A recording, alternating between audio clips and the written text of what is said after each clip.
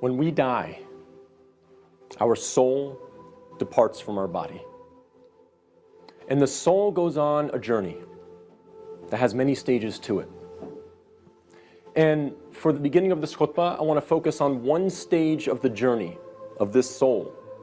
And that is when the soul descends into the grave to be reunited with our bodies. And when the soul is coming down, it witnesses the janazah, the funeral. And your body is laying there on the ground, wrapped up, getting ready to be buried. And you're descending and you're seeing this, and you're hearing it, you're experiencing it. And when the people then take your body and place it in the grave, your soul descends in there, into the grave, to be reunited with your body.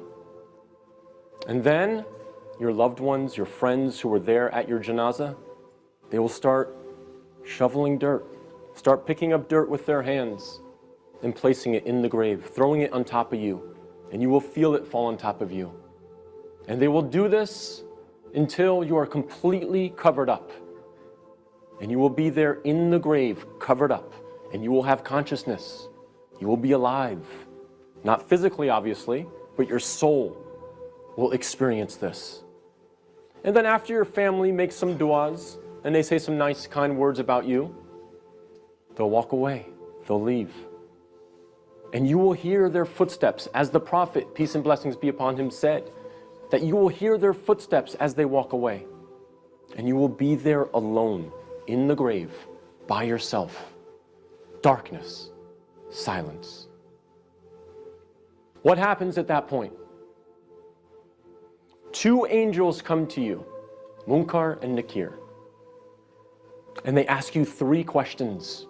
Perhaps the most important questions you will ever be asked, and the three most important questions you will ever answer. And those questions are, what is your deen? Translated as, what is your way of life or your religion? Who is your prophet? And who is your Lord? Not necessarily in that order, but those are the three questions. And if you answer these questions correctly, all three of them, your stay in the grave will be one of peace. You'll have peace, you'll have pleasure, until the day of judgment, when the horn is sounded and you are raised up out of your grave. So during that time, if you answer these questions correctly, you will have peace. But if you don't answer these questions correctly, all three of them, your stay in the grave will be full of pain. So we must answer these questions correctly. But here's the problem. A lot of us say to ourselves at this point, I'm good, because I'm a Muslim, and I know the answers to these questions, and I'll answer them correctly. This is a problem. This is called being overconfident. Because, as many of the scholars say, the answer is not given with your tongue. The answer is not given with your brain. The answer is given with your heart. What is in your heart will come out at that moment.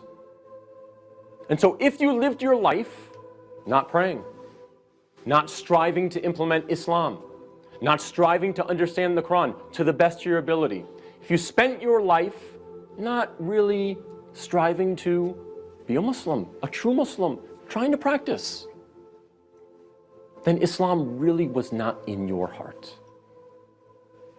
So we have to make sure that we're striving, again, to the best of our ability. I'm not asking for perfection. I'm not asking for scholars. I'm not asking for you to be of the best character like the Prophet, peace be upon him, but we must strive for it. So that on that day, when these angels come to us and they ask us these questions, what is in our heart will naturally come forward. The answers, the correct answers will come forth. And not the answers of, I was striving for something other than the pleasure of Allah. So we have to make sure that Islam is in our hearts, not just on our lips, not just in our mind.